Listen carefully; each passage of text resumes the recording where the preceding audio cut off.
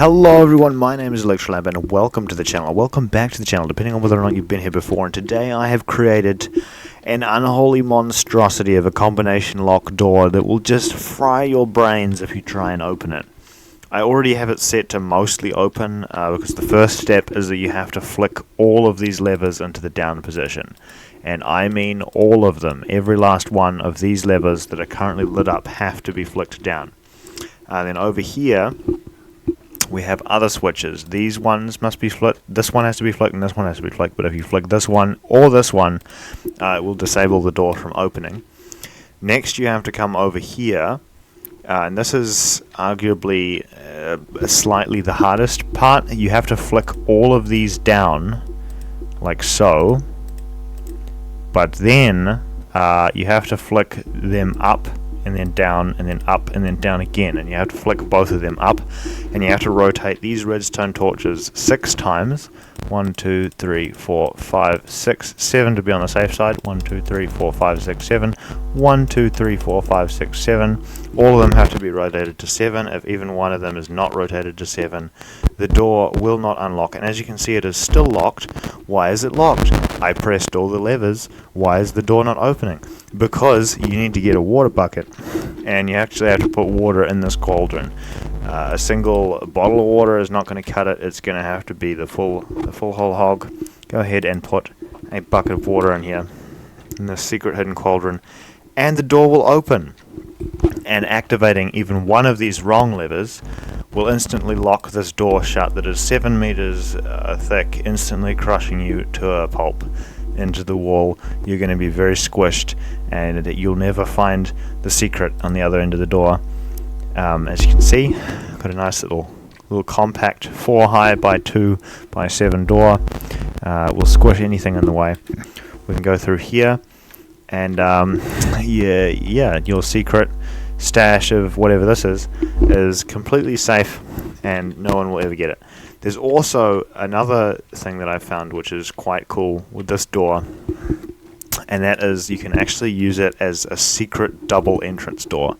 Because of how the pistons work in here, you can actually, if you're really quick about it, you have to be pretty quick with this, you can jump in here and you can actually slip under the floor, and see that little 1 high gap where the torches are? It looks like it's sealed off and you can't get through, but you can actually get through with the pistons if you're fast enough. I'm going to put the microphone down and attempt to do it here.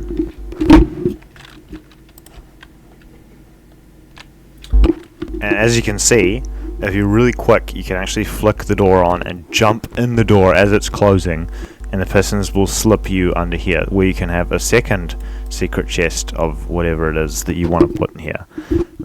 You can put any item whatsoever. You can just store it inside here.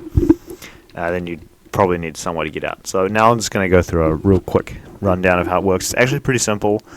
So we have our basic door over here. You can basically just put any piston door that you want over here.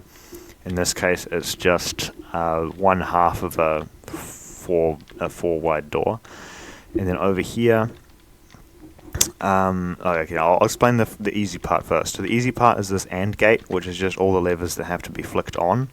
If any one of these levers is not flicked on here, then what will happen is by flicking this off here, it will allow the redstone torch on the back to activate.